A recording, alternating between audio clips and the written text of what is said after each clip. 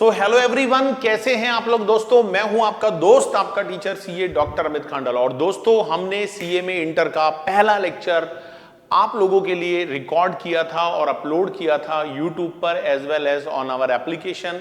आज हम सीए में इंटर का दूसरा लेक्चर आप लोगों के सामने लेकर आ रहे हैं। दोस्तों, मैं बता दूं, जिन लोगों का एग्जाम 2023 में होने वाला है उनके लिए यहां पर इंस्टीट्यूट ने जो पेपर है टैक्सेशन का, उसके अंदर एक बहुत बड़ा चेंज किया है। और वो चेंज क्या है भाई, कि जो डायरेक्ट टैक्स है और जो इनडायरेक्ट टैक्स है, जो पहले सेपरेट पेपर हुआ करता था, अब वो सारा पेपर भाई साहब आप लोगों का सेपरेट नहीं होगा, सिंगल होगा 100 मार्क्स का, जिसमें 50 मार्क्स का डीटी और 50 मार्क्स का जो आईडीटी है वो कवर होगा। तो अगर आपने लेक्चर 1 नहीं देखा है तो जरूर देखिएगा। अच्छा, मैंने एक बात और बताई थी मेरे प्रीवियस लेक्चर में कि भाई आप लोगों को एक कॉन्सेप्ट रजिस्टर बनाना पड़ेगा जो अराउंड 200 पेजेस के आसपास होगा और वो पीडीएफ के फॉर्मेट में होगा। दोस्तों, किसके फॉर्मेट में होगा? वो सारा का सारा पीडीएफ के फॉर्मेट में होगा। मैं उसको अपलोड भी कर दूंगा, आपको मैं क्लास में नोट्स बनवाऊंगा, आप अपने रजिस्टर में लिखिएगा, मैं भी लिखूंगा, लेकिन मैं उसका पीडीएफ वर्जन आपको अवेलेबल करवा दूंगा। क्वेश्चन बैंक हम लोग साथ में डिस्कस करते हुए चलेंगे, जिसमें बहुत सारे क्वेश्चंस होंगे। सारे क्वेश्चंस क्लास में करवाए जाएंगे।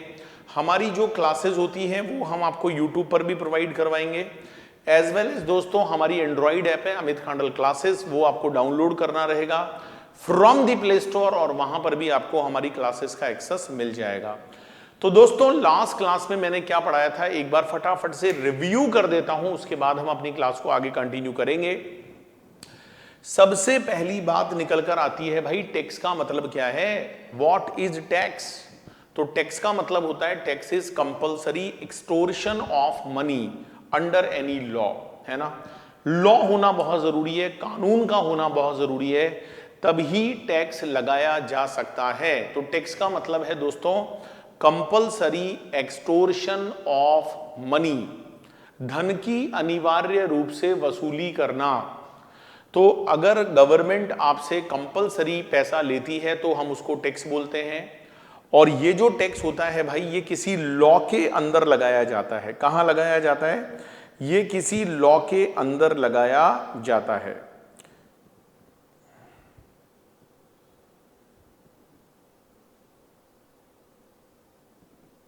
एक मिनट दोस्तों, इसको किसी लॉ के अंदर लगाया जाता है। कुछ सेटिंग्स का चक्कर पड़ रहा है, इसको किसी लॉ के अंदर लगाया जाता है, राइट।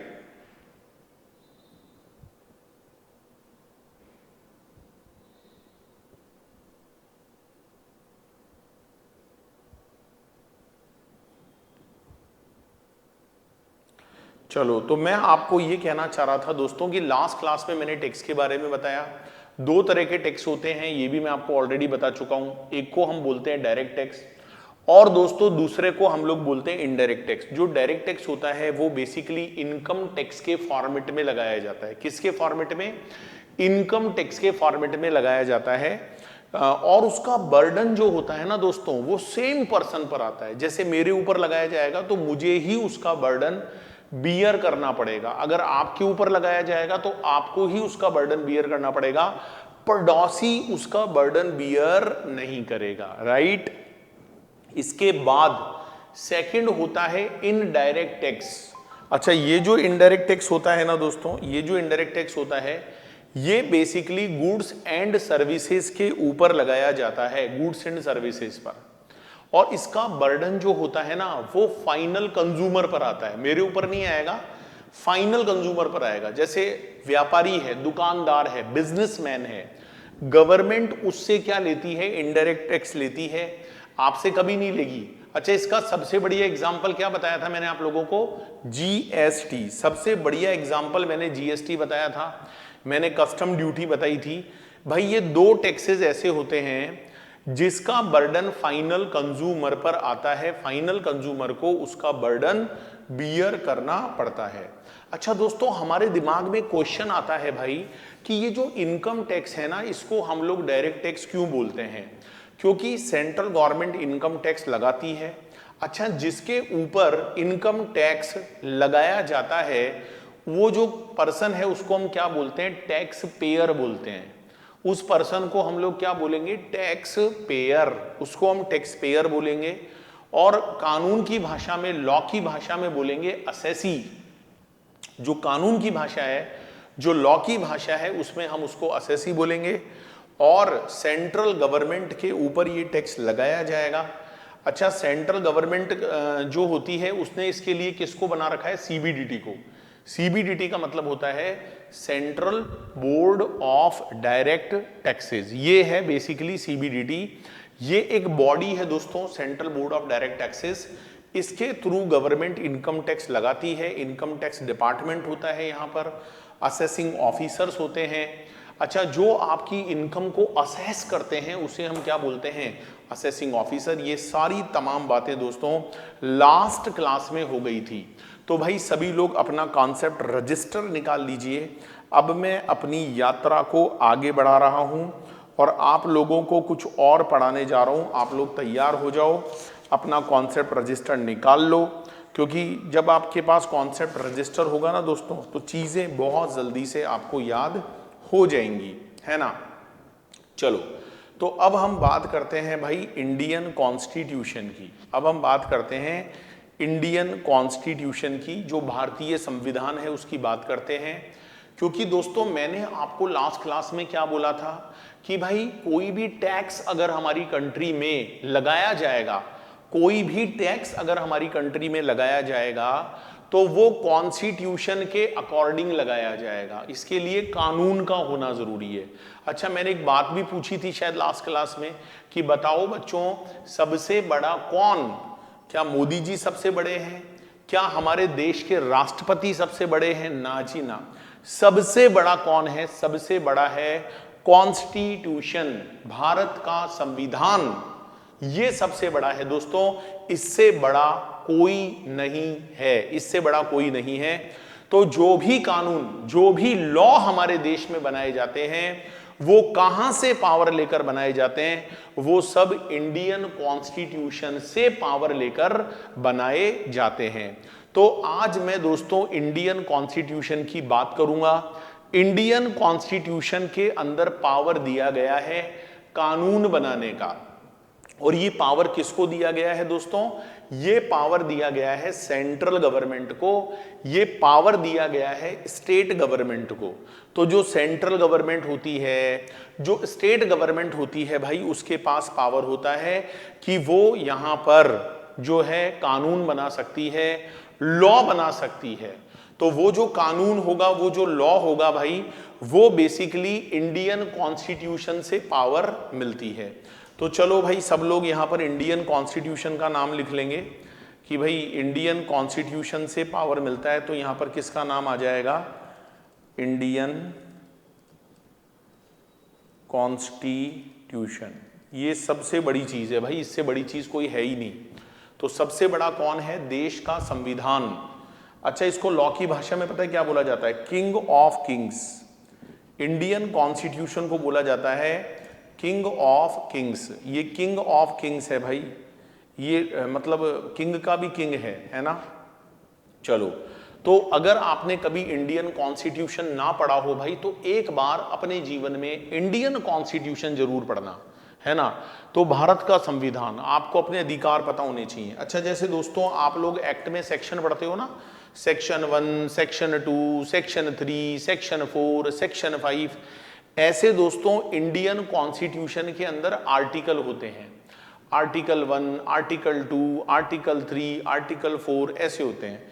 तो यहां इंडियन कॉन्स्टिट्यूशन में आपको लिखना पड़ेगा 7th शेड्यूल ऑफ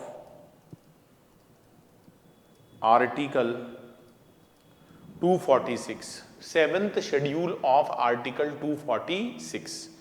ये 7th शेड्यूल है भाई, आर्टिकल नंबर 246। तो कानून बनाने का पावर कहां से मिला दोस्तों? मैं आपको बिल्कुल बेसिक से लेकर चल रहा हूं, बेसिक ही नहीं, मैं आपको जीरो से लेकर चल रहा हूं कि ये पावर आखिर मिला कहां से। मतलब कॉन्स्टिट्यूशन ने पावर दिया कानून बनाने का। किसको दिया पावर? सेंट्रल और स्टेट को। तो ये पावर कहां दिया, कौन सी जगह पर लिखा हुआ है ये पावर? ये आर्टिकल नंबर 246 जब आप देखोगे कॉन्स्टिट्यूशन का, तो वहां पर एक 7th नंबर का शेड्यूल बना हुआ है। अच्छा, इन चीजों को ऐवे ही मत समझ लेना भाई, ये सारी की सारी चीजें आप लोगों के कोर्स में है, राइट? तो 7th schedule of article number 246, 7th schedule of article number 246। तो ये चीज आई थिंक दोस्तों आप लोगों को बहुत बेटर तरीके से समझ में भी आई होंगी। अच्छा, जब आप इस आर्टिकल में जाते हो ना दोस्तों, तो मैं आपको बता दूं, इसे यहां पर 3 पार्ट्स में डिवाइड किया गया है। ये जो 7th शेड्यूल है ना आर्टिकल नंबर 246 का, आर्टिकल नंबर 246 का जो ये 7th शेड्यूल है, इसे 3 पार्ट्स में डिवाइड किया गया है ना। सबसे पहला पार्ट है यूनियन लिस्ट, ये सबसे पहला पार्ट है यूनियन लिस्ट, और सेकंड वाला होता है स्टेट लिस्ट, और थर्ड वाला होता है कॉनकरेंट लिस्ट। तो एक तो होता है भाई साहब यूनियन लिस्ट, एक होता है स्टेट लिस्ट, और एक होता है हमारा कॉनकरेंट लिस्ट। अब आप में से बहुत सारे स्टूडेंट पूछेंगे सर यूनियन लिस्ट का क्या मतलब है, सर स्टेट लिस्ट का क्या मतलब है, सर कॉनकरेंट लिस्ट का क्या मतलब है? तो दोस्तों मैं आप लोगों को बता दूं, यूनियन लिस्ट का मतलब है हमारे देश के संविधान में आर्टिकल नंबर 246 के अंदर एक यूनियन लिस्ट बनी हुई है। यूनियन लिस्ट का मतलब ये होता है दोस्तों, उसके अंदर जो भी मैटर बताए गए हैं, जो भी मैटर यूनियन लिस्ट में बताए गए हैं, उस पर कानून बनाने का जो पावर है, पावर वो प्योरली सेंट्रल गवर्नमेंट के पास है, वो स्टेट गवर्नमेंट के पास नहीं है। वो किसके पास है? सेंट्रल गवर्नमेंट के पास। तो यूनियन लिस्ट के अंदर जो भी सब्जेक्ट दिए गए हैं, उन पर अगर कानून बनाएगी तो कौन बनाएगी दोस्तों? कौन बनाएगी? सेंट्रल गवर्नमेंट बनाएगी। स्टेट गवर्नमेंट उसके ऊपर कानून नहीं बना सकती। तो यूनियन लिस्ट में जो मैटर बताए गए हैं, उस पर लॉ बनाने का जो पावर है वो प्योरली सेंट्रल गवर्नमेंट के पास है, सेंट्रल गवर्नमेंट के पास है वो पावर, ठीक है। अच्छा, स्टेट लिस्ट के अंदर वो मैटर बताए गए हैं भाई जहां पर प्योरली पावर किसके पास है? स्टेट गवर्नमेंट के पास है ना। तो आप इन सारी चीजों को नोट करते जाना भाई, कि यूनियन लिस्ट में जो मैटर होंगे उसकी पावर है सेंट्रल गवर्नमेंट के पास, स्टेट लिस्ट में जो मैटर होंगे भाई उसकी पावर है स्टेट गवर्नमेंट के पास, और कॉनकरेंट लिस्ट के अंदर जो भी मैटर होते हैं वहां पावर होती है सेंट्रल गवर्नमेंट और स्टेट गवर्नमेंट के पास। तो ऐसे ऐसे पावर होती है।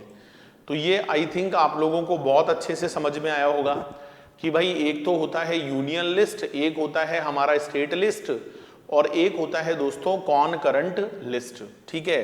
तो यूनियन लिस्ट में वो मैटर बताए गए हैं जिस पर लॉ बनाने का जो पावर है वो केवल और केवल सेंट्रल गवर्नमेंट के पास है। स्टेट लिस्ट के अंदर वो मैटर बताए गए हैं जहां पर लॉ बनाने का जो पावर है वो प्योरली स्टेट गवर्नमेंट के पास है, और कॉन्करेंट लिस्ट में वो मैटर बताए गए हैं जहां पर सेंट्रल को भी और दोस्तों स्टेट को भी लॉ बनाने का पावर मिल जाता है। ये सारी चीजें क्यों की गई हमारे देश में? दोस्तों आपको पता है ना, हमारे देश में फेडरल स्ट्रक्चर है। फेडरल का मतलब होता है एक होती है सेंट्रल की गवर्नमेंट और एक होती है दोस्तों स्टेट की गवर्नमेंट।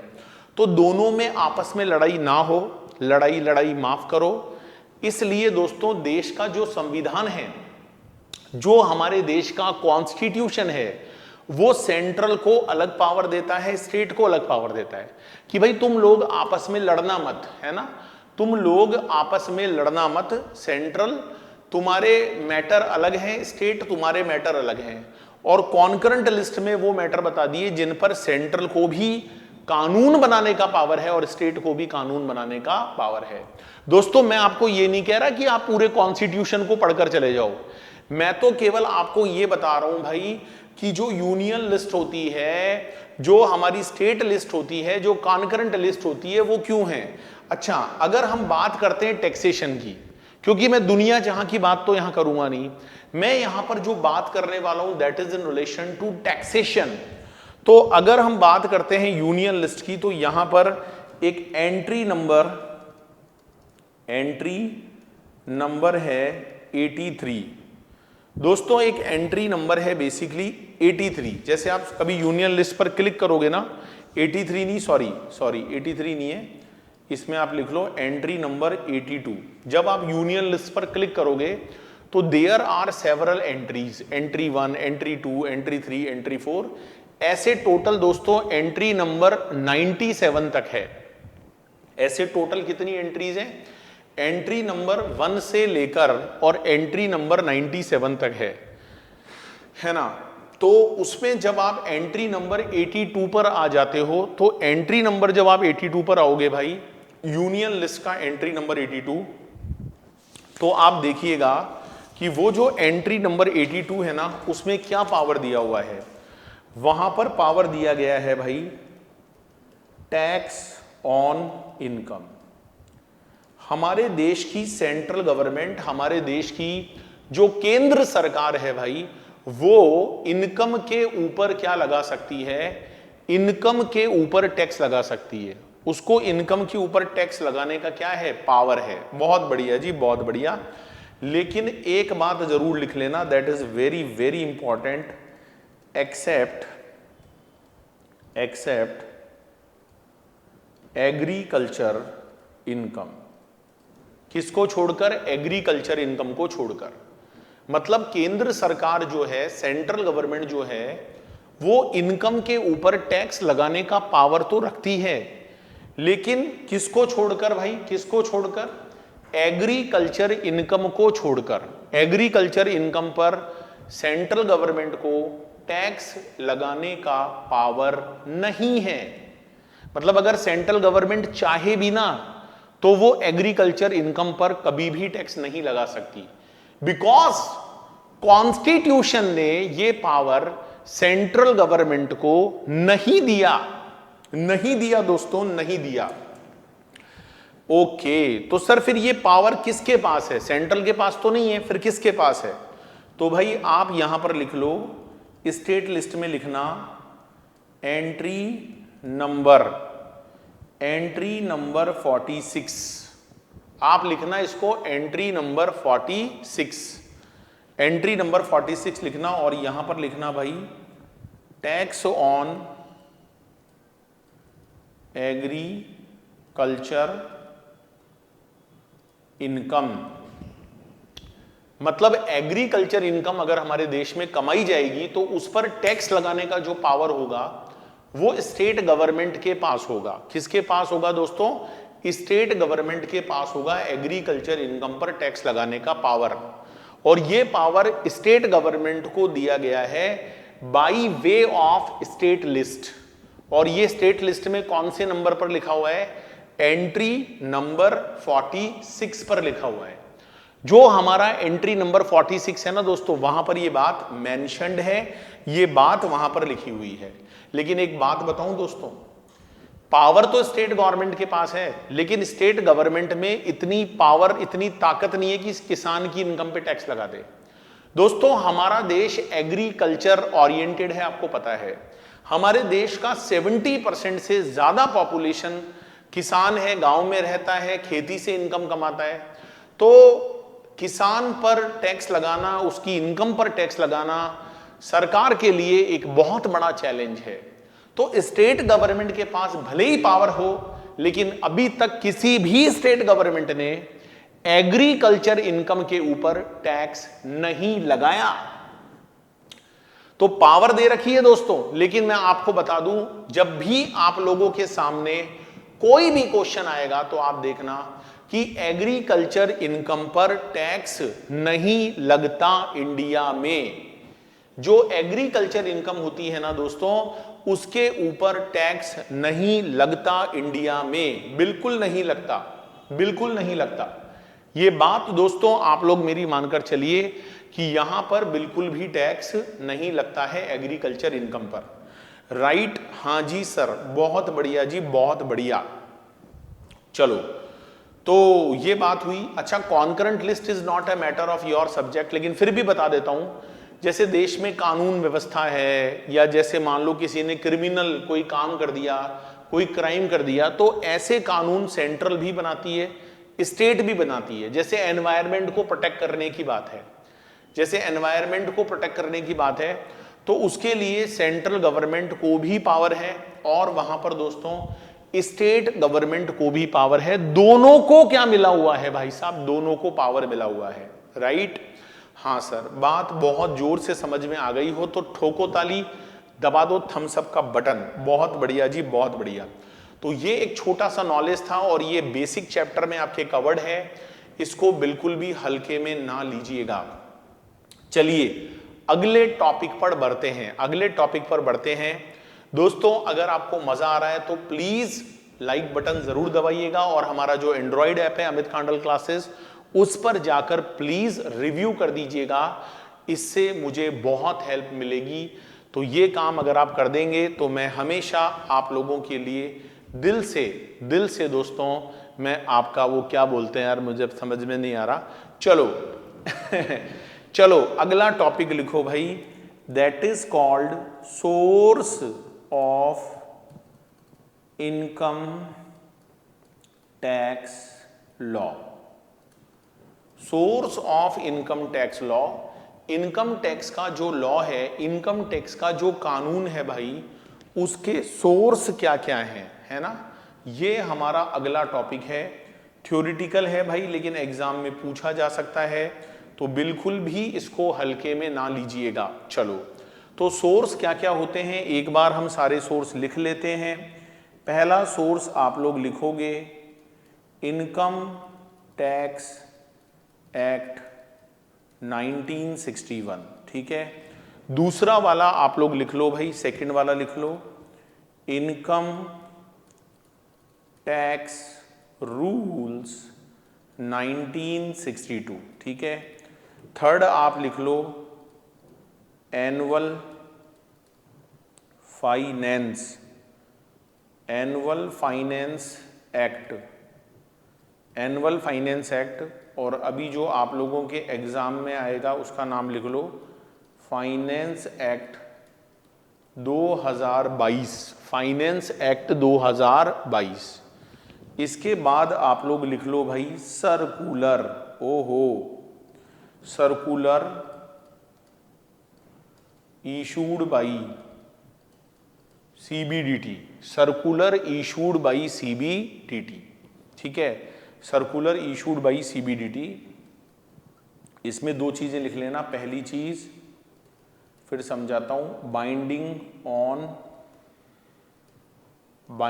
ऑन डिपार्टमेंट, है ना, और दूसरा यहां पर लिख लो नॉट ऑन असेसी। छोटा मोटा एग्जाम में क्वेश्चन पूछा जा सकता है ना, binding on department not on assessee, binding on department but not on assessee.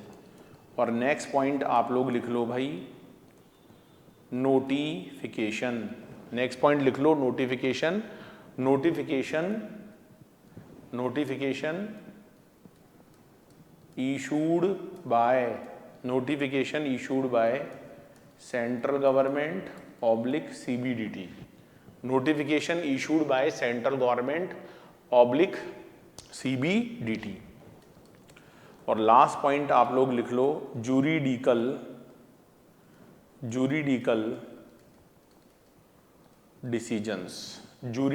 Decisions. तो दोस्तों ये हैं source of income tax law, ये जो आप कानून पढ़ने जा रहे हो उसके सोर्स हैं, है ना। तो सोर्स क्या क्या है भाई, सबसे पहला सोर्स है इनकम टैक्स एक्ट 1961।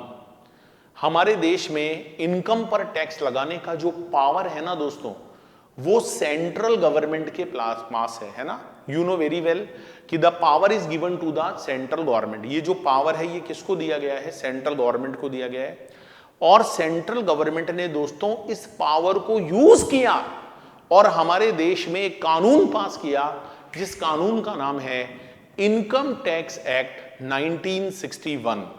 और मैं बता दूं भाई, ये जो इनकम टैक्स एक्ट है ना 1961, इट इज एप्लीकेबल, लिख लो, it is applicable to whole of India. It is applicable to whole of India, ये पूरे भारत के ऊपर एप्लीकेबल है। और कब से एप्लीकेबल है, लिख लो, विद इफेक्ट फ्रॉम 1962। ये 1 अप्रैल 1962 से पूरे भारत के ऊपर क्या है, एप्लीकेबल है।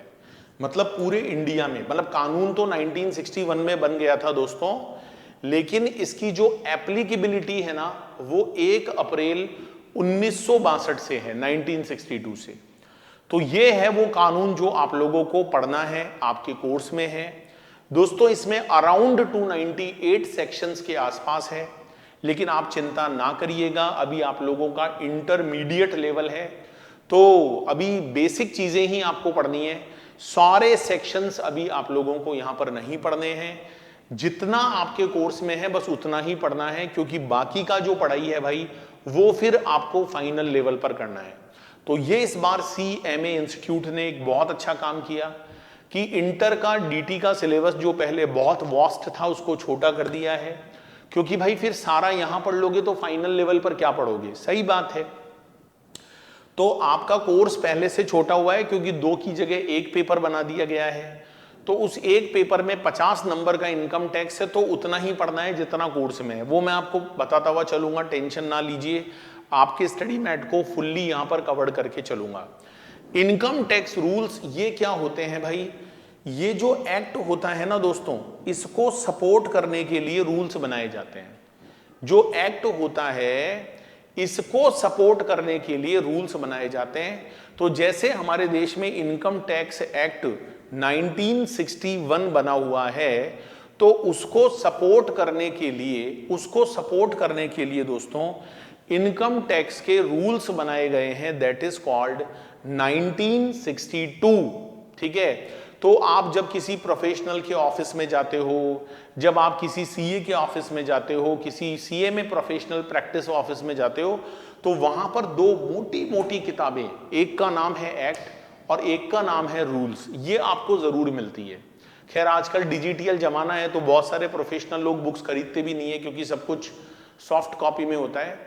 तो एक्ट में सारे सेक्शन होते हैं, लेकिन उसको सपोर्ट करने के लिए रूल्स बनाए जाते हैं। अब आप कहोगे सर सपोर्ट करने की क्या जरूरत है, अगर एक्ट इतना मोटा है तो रूल्स भी उसी में जोड़ देते तो इतना मोटा हो जाता। अरे ऐसा नहीं है।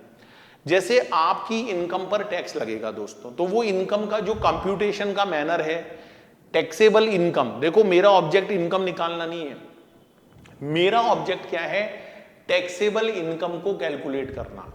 तो जो टैक्सेबल इनकम होती है भाई, उसको निकालने का जो तरीका है, टैक्सेबल इनकम को कंप्यूट करने का जो मैनर है ना, वो आपको इनकम टैक्स के एक्ट में दिया गया है ना।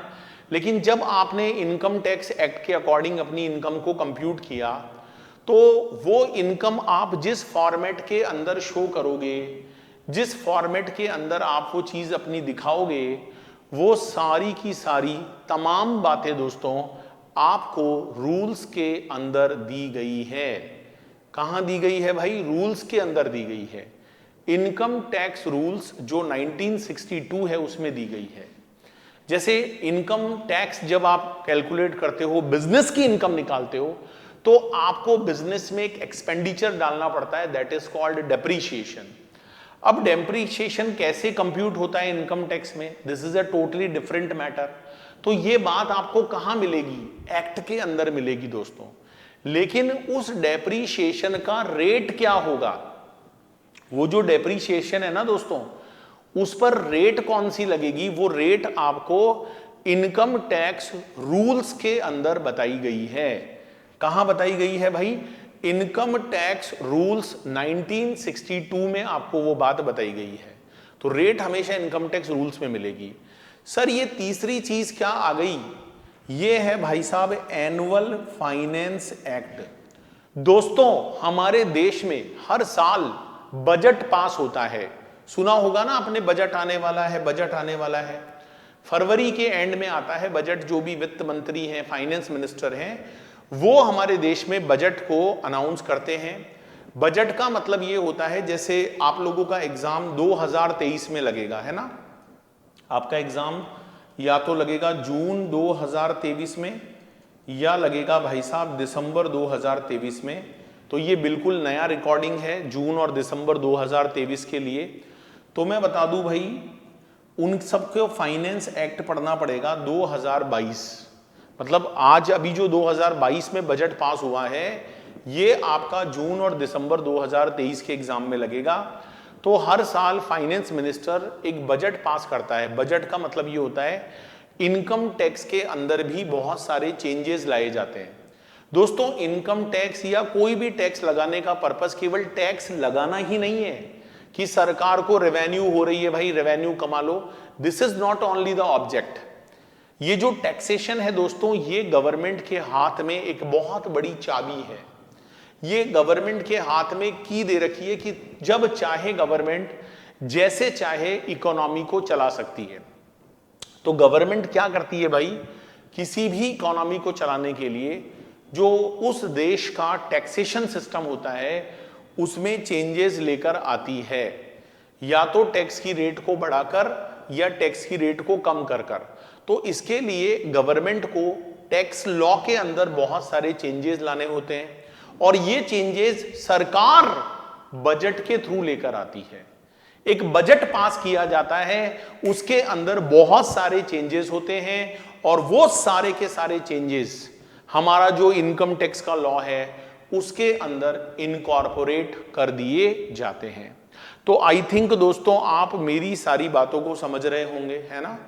चलो जी, नेक्स्ट आता है भाई साहब सर्कुलर, है ना, सर्कुलर। अब ये सर्कुलर क्या है?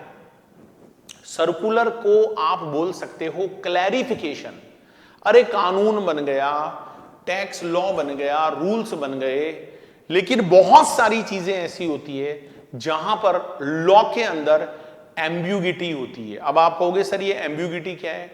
दोस्तों, दो प्रोविजन सेक्शन के अंदर जो लिखा है उसको प्रोविजन बोलते हैं।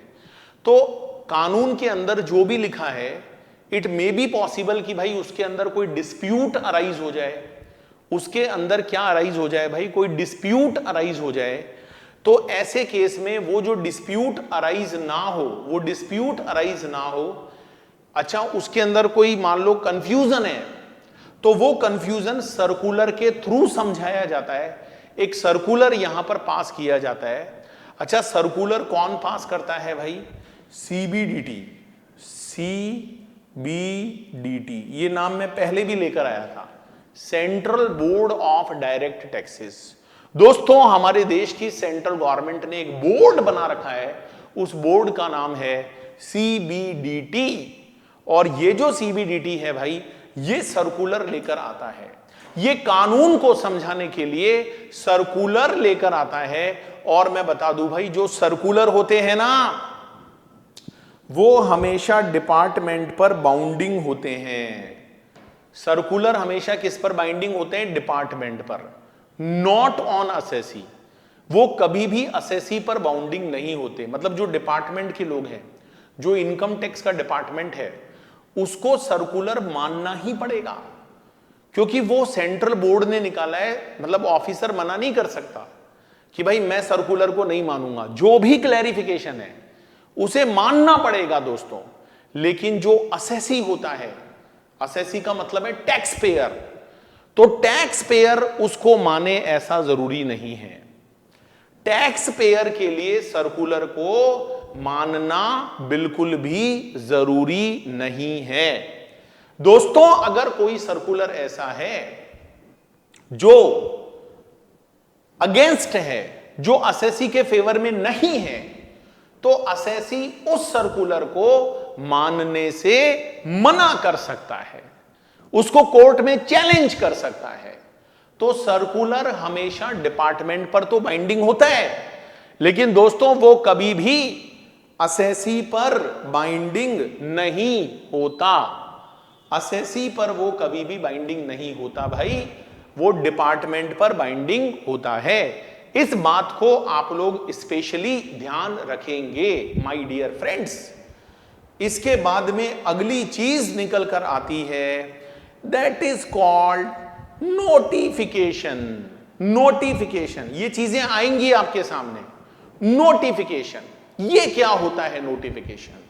दोस्तों नोटिफिकेशन कौन इशू करता है? सेंट्रल गवर्नमेंट इशू करती है। Central government, CG. सीजी का मतलब सेंट्रल गवर्नमेंट इशू करती है। सीबीडीटी भी नोटिफिकेशन इशू कर सकता है। सर नोटिफिकेशन लाने का पर्पज क्या होता है? दोस्तों बजट तो साल में एक बार आता है, फरवरी के एंड में। लेकिन क्या गवर्नमेंट को अगर इनकम टैक्स में कोई चेंज लेकर आना हो तो क्या सरकार को फरवरी तक वेट करना पड़ेगा? ना जी ना, सरकार को वेट नहीं करना पड़ेगा फरवरी तक। सरकार यहां पर नोटिफिकेशन लेकर आएगी। सरकार यहां पर क्या लेकर आएगी भाई साहब? नोटिफिकेशन। और नोटिफिकेशन के थ्रू गवर्नमेंट अगर चाहे तो ड्यूरिंग द ईयर भी लॉ को चेंज कर सकती है। तो नोटिफिकेशन का जो पर्पस है ना, वो है कानून में चेंज लाना, लॉ के अंदर कोई नई चीज ऐड करना, लॉ में से कोई चीज हटाना, मतलब उसको डिलीट करना। That is the purpose of notification. तो अगर आपसे कोई पूछ ले कि what is the difference between circular and notification, तो आप क्या बोलोगे? आप ये बोलोगे कि सर्कुलर का पर्पस होता है क्लैरिफिकेशन, नोटिफिकेशन का पर्पस होता है लॉ में चेंज करना। समझ में आया? दूसरी बात, सर्कुलर इशू करता है सीबीडीटी, जबकि नोटिफिकेशन कौन इशू करता है? CBDT as well as central government. तीसरी सबसे इंपॉर्टेंट बात दोस्तों, तीसरी सबसे इंपॉर्टेंट बात क्या है कि जो सर्कुलर होता है that is only binding on department, not on the assessee. अगर दोस्तों असेसी चाहे तो वो सर्कुलर को कोर्ट के अंदर चैलेंज कर सकता है। लेकिन दोस्तों नोटिफिकेशन जो होता है that is binding on all. All का मतलब सबके ऊपर बाइंडिंग होता है, चाहे वो डिपार्टमेंट के ऑफिसर हो, चाहे वो असेसी हो, चाहे वो कोर्ट हो, सबको नोटिफिकेशन मानना पड़ेगा। आप ये नहीं कह सकते कि मैं नोटिफिकेशन नहीं मानूंगा, असेसी को भी मानना पड़ेगा। नोटिफिकेशन का जो इफेक्ट होता है ना, वो उतना ही होता है जो कानून में लिखी हुई बात का होता है।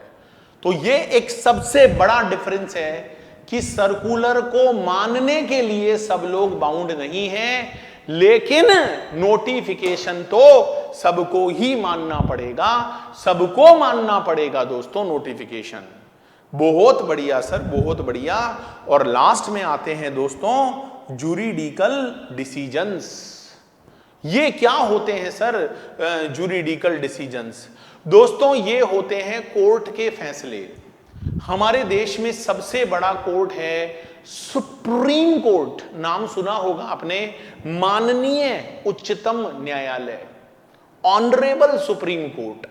भाई साहब अगर ऑनरेबल सुप्रीम कोर्ट कुछ बोल देना तो वो पत्थर की लकीर है, मानना पड़ता है सबको, है ना। तो बहुत सारे डिसीजंस हैं सुप्रीम कोर्ट के, वो भी इनकम टैक्स के ऊपर दिए गए हैं, तो वो भी एक तरह से कानून का रूप ले लेते हैं दोस्तों, कानून का रूप ले लेते हैं वो। हमारे देश में बहुत सारे हाई कोर्ट भी हैं, हमारे देश में स्टेट वाइज बहुत सारे हाई कोर्ट हैं दोस्तों। राजस्थान का हाई कोर्ट अलग है, हरियाणा का अलग है, जम्मू कश्मीर का अलग है, अलग अलग स्टेट के अलग अलग हाई कोर्ट हैं। तो दोस्तों जो हाई कोर्ट होता है उसके डिसीजंस भी बहुत ज्यादा इंपॉर्टेंट होते हैं, सबको मानने पड़ते हैं। उस राज्य के हर जगह पर वो डिसीजन क्या होता है, एक तरह से बाउंडिंग होता है। तो ऊपर हो गया सुप्रीम कोर्ट, उसके नीचे हो गए हाई कोर्ट, इसके नीचे होते हैं इनकम टैक्स के अपीलिएट ट्राइब्यूनल्स। फिर से रिपीट कर रहा हूं, income tax appellate tribunals, short में बोलते हैं दोस्तों ITAT। ये सबसे छोटे कोर्ट हैं, इनकम टैक्स के लिए और भी छोटे नीचे के कोर्ट हैं, उनको आईटी बोलते हैं, तो वो भी अपना डिसीजन सुनाते हैं। और ये जो डिसीजंस होते हैं दोस्तों, ये सबको मानना पड़ता है। हाई कोर्ट हो, सुप्रीम कोर्ट हो, आईटी हो, इनके डिसीजंस भी सबके ऊपर वैलिड होते हैं। तो ये सारी की सारी चीजें मिलकर इनकम टैक्स के लॉ को बनाती है। इसमें इनकम टैक्स का एक्ट भी आ गया दोस्तों, इसमें इनकम टैक्स के रूल्स भी आ गए, इसमें एनुअल फाइनेंस एक्ट भी आ गया, इसमें सर्कुलर्स भी आ गए, इसमें नोटिफिकेशंस भी आ गए, इसमें जुरिडिकल जो डिसीजन है कोर्ट के वो भी आ गए।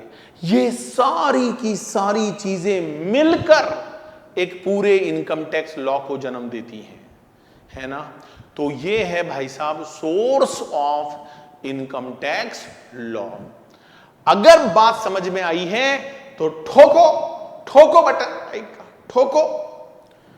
तो ये सारी चीजें लिख लो भाई, आप लोग सारी चीजें लिख लो।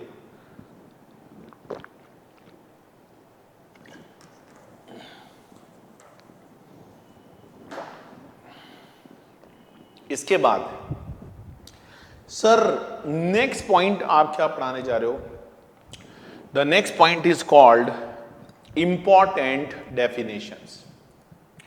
एक्सपेक्ट करता हूं दोस्तों कि लिखने में बहुत मजा आ रहा होगा, क्योंकि जब आप चीजों को लिखकर पढ़ते हो ना तो चीजें बहुत जल्दी से याद हो जाती हैं और हमारा जो कॉन्फिडेंस का लेवल है वो बहुत बढ़ जाता है। तो इंपॉर्टेंट डेफिनेशंस, इंपॉर्टेंट डेफिनेशंस, तो ये जो इंपॉर्टेंट डेफिनेशंस है भाई, इसमें पहली डेफिनेशन निकल कर आती है पर्सन की। ये जो डेफिनेशन है भाई उसमें सबसे पहली डेफिनेशन निकल कर आती है, दैट इज कॉल्ड पर्सन।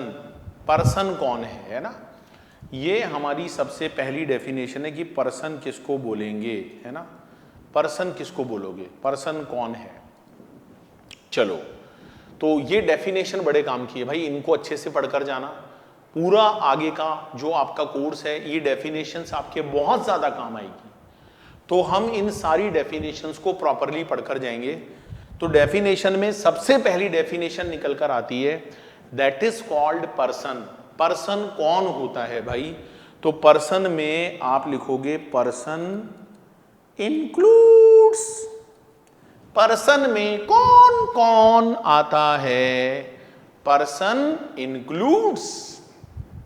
एक बार लिख लो फिर डिटेल में समझाता हूं। पर्सन इंक्लूड्स, इसमें पहला आप नाम लिखोगे इंडिविजुअल्स।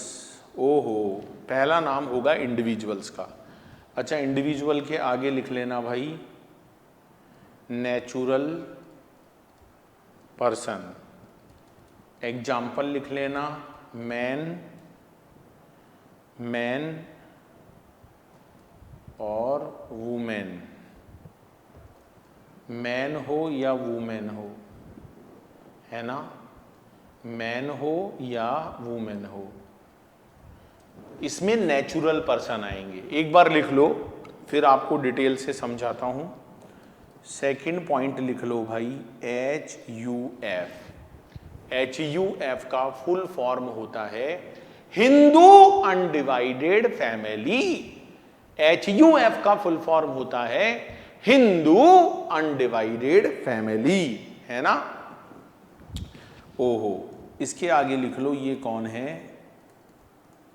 Family entity. HUF का मतलब होता है दोस्तों फैमिली एंटिटी, ठीक है। इसमें कौन होते हैं? इसमें एक तो होता है कर्ता और दूसरा कौन होता है भाई कर्ता के अलावा? Other members.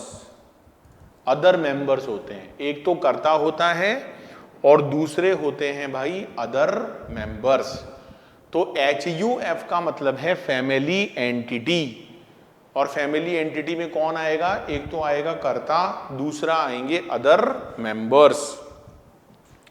अच्छा, इसके आगे एक ब्रैकेट में चीज लिख लो, there need not required, there need not required more than one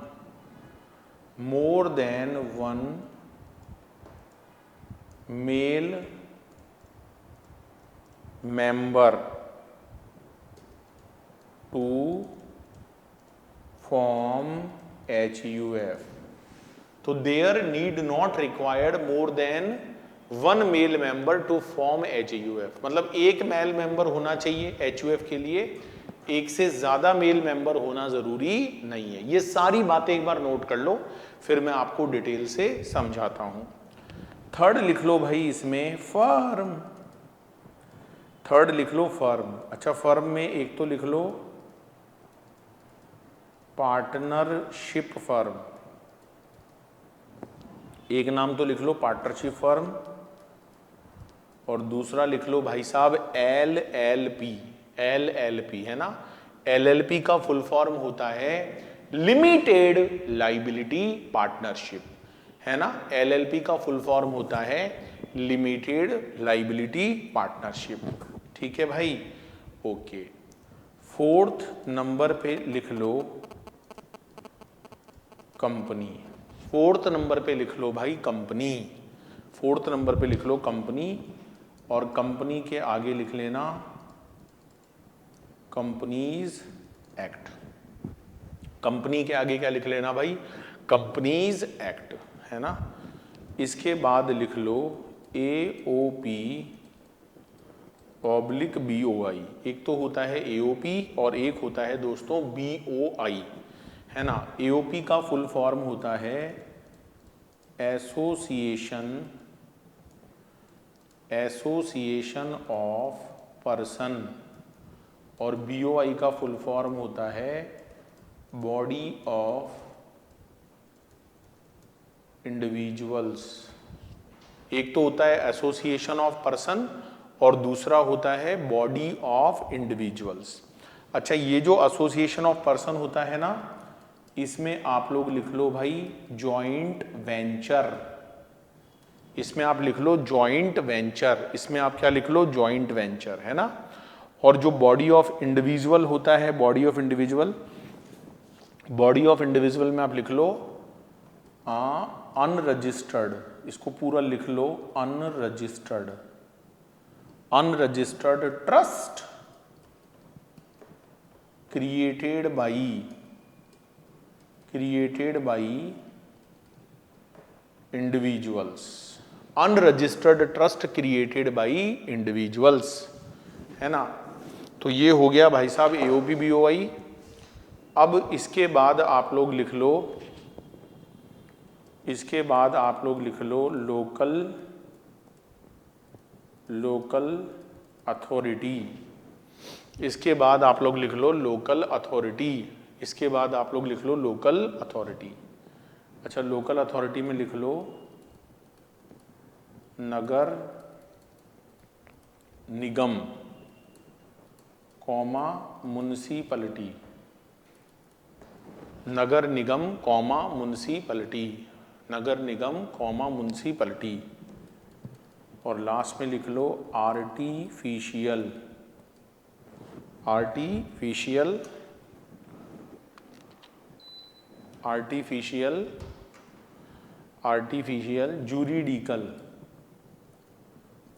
juridicल person, artificial juridical person, artificial juridical person, है ना। इसमें कौन कौन आएगा, इसमें आएंगे भाई साहब टेम्पल्स, इसमें आएंगे कोर्ट्स और यूनिवर्सिटी,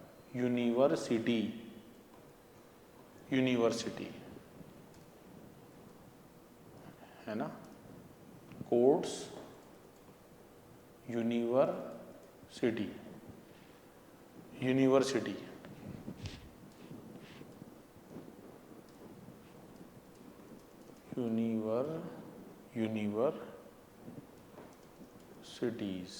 एक्सेट्रा।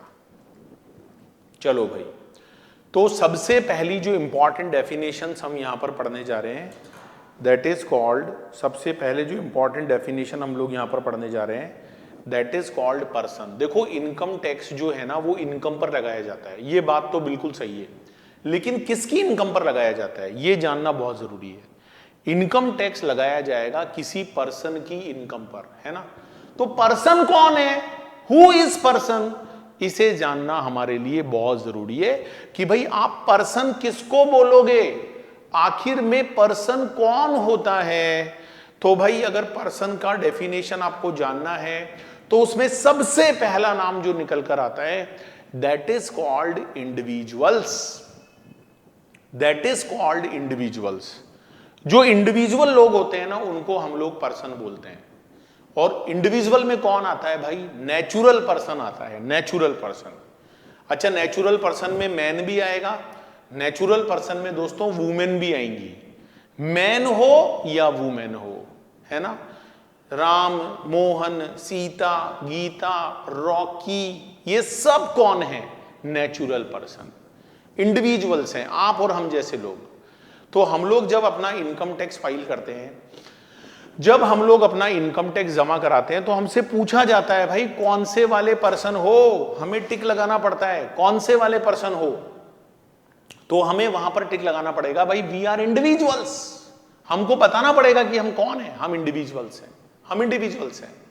दूसरा होता है HUF, Hindu Hindu undivided family, Hindu undivided family, Hindu undivided family. तो भाई ये होता है group of family members, group of family members, परिवार के सदस्यों का झुंड, झंड नहीं झुंड, झुंड, ग्रुप। जैसे बहुत सारे फैमिली बिजनेस होते हैं दोस्तों, अब फैमिली बिजनेस किसी एक का तो नहीं है ना, पूरे परिवार का है, सारे लोग मिलकर काम करते हैं उसमें। तो वहां पर पर्सन किसको बोला जाएगा, वहां पर उस पूरे ग्रुप को पर्सन बोला जाएगा। और लॉ की भाषा में बोलेंगे HUF, लॉ की भाषा में क्या बोलेंगे, HUF।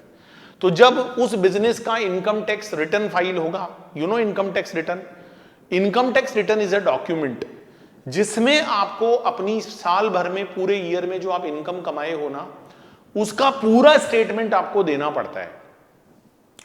तो वहां आपसे पूछा जाएगा भाई ये इनकम किसने कमाई, तो पप्पा ने कमाई, मम्मा ने कमाई, बच्चे ने कमाई, group, it is a group, it is a झुंड, झंड नहीं झुंड। तो ये जो झुंड है, ये जो ग्रुप है, ये जो HUF है, ये कहलाता है हिंदू अनडिवाइडेड फैमिली। और हिंदू अनडिवाइडेड फैमिली जो इनकम कमाती है भाई, उस पर टैक्स भी कौन देती है, हिंदू अनडिवाइडेड फैमिली देती है। और उसका जो हेड होता है ना, हेड, हेड को बोलते हैं कर्ता। कर्ता कौन होता है, कर्ता कौन होता है, हेड, उस पूरे ग्रुप का जो हेड है। जैसे हमारे घर में पता है हेड कौन होते हैं, दद्दू। अच्छा ये जो दद्दू होते हैं ना डियर, ये बहुत ध्यान रखते हैं। जैसे मान लो आप सुबह सुबह कहीं निकल रहे हो तो आपको दरवाजे पे मिलेंगे, हाथ में क्या होती है, छड़ी होती है। कहाँ जा रहे हो, दद्दू में पढ़ाई, हमारे जमाने में तो इतने जल्दी जाते ही नहीं थे। फिर आप रात को आए, फिर दद्दू वहीं मिलेंगे, हाथ में छड़ी होती उनके, कहाँ से आ रहे हो, दद्दू में पढ़ के आ रहा। अच्छा इतनी लेट, हमारे जमाने में तो बहुत जल्दी आ जाते थे। तो आपको लगेगा यार दद्दू बहुत परेशान करते हैं। अरे उनको आपकी चिंता है भाई कि आप कहीं गलत रास्ते पर नहीं चले जाओ। तो दद्दू हेड हो गए ना, तो जो हेड होता है उसको बोलते हैं कर्ता, और दद्दू नहीं है तो फिर पप्पा हेड हो गए। अच्छा बाकी लोग कहलाते हैं अदर मेंबर्स, बाकी लोग कौन होते हैं, अदर मेंबर्स, ठीक है। अच्छा दोस्तों HUF बनाने के लिए 1 मेल मेंबर का होना जरूरी है। अगर किसी फैमिली में ओनली फीमेल्स ही है, नॉट मेल, तो वहां HUF नहीं बनेगा, only 1 male member is required. लेकिन एक से ज्यादा होना जरूरी नहीं है, ठीक है। तो ये परिवार के सदस्यों का क्या हो गया भाई साहब, झुंड हो गया। तो जब आप एज ए ग्रुप इनकम कमाते हो फैमिली में, आपका फैमिली बिजनेस है, तो that is the income of not individual, that is the income of HUF, that is the income of HUF। तीसरा होता है भाई फर्म। फर्म बोले तो पार्टनरशिप फर्म, ये तो आपने पढ़ा ही होगा पहले पार्टनरशिप फर्म के बारे में। जब 2 या 2 से ज्यादा लोग मिलकर काम करते हैं और वो सारे लोग या तो आपस में काम करेंगे या फिर उनमें से एक सबके लिए काम करेगा, that is called partnership firm. और बहुत सारे लोग अपना बिजनेस किसी फर्म के अंडर में चलाते हैं। जैसे मैं कंसल्टेंसी देता हूं, आई एम चार्टर्ड अकाउंटेंट, मैं कंसल्टेंसी देता हूं, तो हमारी पार्टनर्स की फर्म है। जितने बड़े ज्यादा पार्टनर्स होंगे फर्म उतनी बड़ी होती है। अच्छा, फर्म का पार्टनर तो कोई भी हो सकता, लेकिन HUF में मेंबर बनने के लिए आपका उस HUF में जन्म लेना जरूरी है, आप उस फैमिली के मेंबर होने चाहिए। लेकिन फर्म में तो कोई भी पार्टनर हो सकता है भाई, कोई भी हो सकता है। पार्टनरशिप फर्म अनलिमिटेड लाइबिलिटी वाली होती है। लेकिन दोस्तों एक फर्म और होती है, दैट इज कॉल्ड LLP। अच्छा दोस्तों, LLP का फुल फॉर्म क्या होता है? LLP का फुल फॉर्म होता है लिमिटेड लाइबिलिटी पार्टनरशिप। LLP का फुल फॉर्म होता है limited liability partnership, limited liability partnership. तो आप पार्टनरशिप फर्म भी बना सकते हो, आप लिमिटेड लाइबिलिटी पार्टनरशिप फर्म भी बना सकते हो, that is only called firm. और जब आप कोई बिजनेस फर्म के नाम से करते हो तो वहां इनकम टैक्स फर्म पे करती है। अब आप में से बहुत सारे लोगों के दिमाग में क्वेश्चन आएगा, सर मान लो फर्म ने प्रॉफिट कमाया और फर्म ने उस प्रॉफिट पर टैक्स दे दिया, सर वो जो प्रॉफिट है ना वो किस में डिस्ट्रीब्यूट होगा? पार्टनर्स में डिस्ट्रीब्यूट होगा। बट ऑब्वियस है, जैसे मैं फर्म का पार्टनर हूं तो मुझे मिलेगा। अच्छा दोस्तों, मैं फर्म नहीं हूं ना, मैं तो इंडिविजुअल हूं, तो क्या मैं भी उस पर टैक्स दूंगा? नहीं, दो बार टैक्स थोड़ी लोगे भाई। अगर फर्म ने प्रॉफिट पर टैक्स दे दिया है और वही प्रॉफिट उसके पार्टनर को मिलता है, तो क्या पार्टनर उस पर दोबारा टैक्स देगा? द आंसर इज नो, नहीं। अच्छा सर एक बात बताओ, फर्म इनकम कमाती है तो फर्म रिटर्न फाइल करेगी, बिल्कुल। फर्म टैक्स देगी, बिल्कुल। तो सर पार्टनर भी देंगे? हां, अगर पार्टनर ने अपनी इंडिविजुअल कैपेसिटी में कोई इनकम कमाई है, जैसे कोई पार्टनर है मान लो, उसके पास बहुत सारी प्रॉपर्टी है, उसको रेंट का इनकम होता है, तो क्या वो अपनी रेंट की इनकम पे टैक्स नहीं देगा? देगा। लेकिन वो फिर कौन सी कैटेगरी में देगा? इंडिविजुअल कैटेगरी में। मतलब इंडिविजुअल एक अलग पर्सन है, फर्म एक अलग पर्सन है। फर्म की इनकम टैक्स रिटर्न अलग फाइल होती है, इंडिविजुअल की अलग फाइल होती है। फर्म प्रॉफिट पर टैक्स देती है, पार्टनर अगर अपनी इंडिविजुअल कैपेसिटी में कोई इनकम अर्न कर रहे हैं तो दे हैव टू पे टैक्स। जैसे मैं पार्टनर हूं, मेरा रेंट का इनकम आता है, मेरे बैंक में FD पड़ा, उसका मुझे इंटरेस्ट मिलता है, तो I am liable to pay the tax. मैं दोस्तों टैक्स पे करने के लिए क्या हूं? Liable, right. फोर्थ नंबर पर कौन आता है? फोर्थ नंबर पर आता है भाई कंपनी। कंपनी क्या होती है? जिसके आगे प्राइवेट लिमिटेड लिखा होता है या जिसके आगे लिमिटेड वर्ड लिखा होता है, उसको हम लोग बोलते हैं कंपनी। क्या बोलते हैं दोस्तों? कंपनी बोलते हैं, कंपनी। तो बहुत सारे लोग बिजनेस करते हैं कंपनी के नाम से। मेरे ऑफिस में बहुत सारे क्लाइंट आते हैं, सर वो एक प्राइवेट लिमिटेड बनवानी थी। मैंने कहा तुम्हारी शक्ल देखिए प्राइवेट लिमिटेड की। सर वो मेरे दोस्त ने बना ली, मैं भी बनाऊंगा प्राइवेट लिमिटेड। मैंने कहा अच्छा, तो कंपनी बनाकर भी आप काम कर सकते हैं। कंपनी एक अलग पर्सन है, ये सारे लोग अलग अलग पर्सन है भाई। सर कंपनी बनाने का क्या फायदा है? बिजनेस तो हम खुद के इंडिविजुअल नाम से भी कर सकते। अरे जब कंपनी बनाकर बिजनेस करते हो तो कंपनी में आपको एक अलग आइडेंटिटी मिलती है, लोगों का ज्यादा विश्वास होता है। ओहो प्राइवेट लिमिटेड है, ओहो लिमिटेड है, तो कंपनी एक अलग पर्सन होती है भाई। नेक्स्ट पॉइंट, AOP और BOI। What is the full form of AOP? AOP का फुल फॉर्म क्या है दोस्तों? AOP का फुल फॉर्म है एसोसिएशन ऑफ पर्सन। AOP का फुल फॉर्म है एसोसिएशन ऑफ पर्सन। ये जितने पर्सन हैं, इंडिविजुअल हो गया, HUF हो गया, फर्म हो गई, कंपनी हो गई, ये लोग मिलकर अगर किसी ग्रुप को बनाएंगे तो हम उसको AOP बोलते हैं। जैसे मान लो मैं हूं अमित खांडल, कोई कंपनी है XYZ लिमिटेड, अब हम दोनों मिलकर कोई काम करना चाहते हैं, तो मैं एक अलग पर्सन हूं इंडिविजुअल, कंपनी एक अलग पर्सन है, तो मैंने उस कंपनी के साथ एक कोलैबोरेशन कर लिया, that is called joint venture, that is called AOP, association of person. दूसरी और होता है दोस्तों बॉडी ऑफ इंडिविजुअल्स। अच्छा, बॉडी ऑफ इंडिविजुअल में जो मेंबर होते हैं वो केवल इंडिविजुअल लोग होते हैं। कौन होते हैं? इंडिविजुअल लोग। उसमें फर्म और HUF is not a member. So this is the basic difference between AOP and BOI। BOI is body of individual. उसमें मेंबर कौन होता है? उसमें मेंबर होते हैं केवल इंडिविजुअल्स। लेकिन जो AOP है उसमें इंडिविजुअल के साथ साथ फर्म और कंपनी भी मेंबर होती है। उसमें फर्म और कंपनी भी मेंबर होती है भाई। सो this is the basic difference. अच्छा, BOI को आप एक अनरजिस्टर्ड ट्रस्ट भी बोल सकते हो। It may be unregistered trust. जैसे मंदिर, मस्जिद, गुरुद्वारे में ट्रस्ट होता है ना, अनरजिस्टर्ड, वहां के लोग ही, लोकल लोग मिलकर बना लेते हैं। That is called body of individuals, है ना। तो ये भी पर्सन माने गए हैं भाई। किसी मंदिर में ट्रस्ट काम कर रहा है वहां का, तो वो बॉडी ऑफ इंडिविजुअल है। उसका income tax return body of individual के नाम से जाएगा। सर फिर AOP में और फर्म में क्या फर्क है? फर्म में भी बहुत सारे लोग मिलकर काम करते हैं, AOP BOI में भी बहुत सारे लोग मिलकर काम करते हैं, फिर इन दोनों में फर्क क्या है? अरे भाई, फर्म के अंदर पार्टनर्स के जो नंबर होते हैं ना वो लिमिटेड होते हैं। आपने पढ़ा होगा कि बैंकिंग फर्म में 10 से ज्यादा नहीं होता, दूसरी फर्म में 20 से ज्यादा नहीं होता। AOP BOI में कोई लिमिट नहीं होती।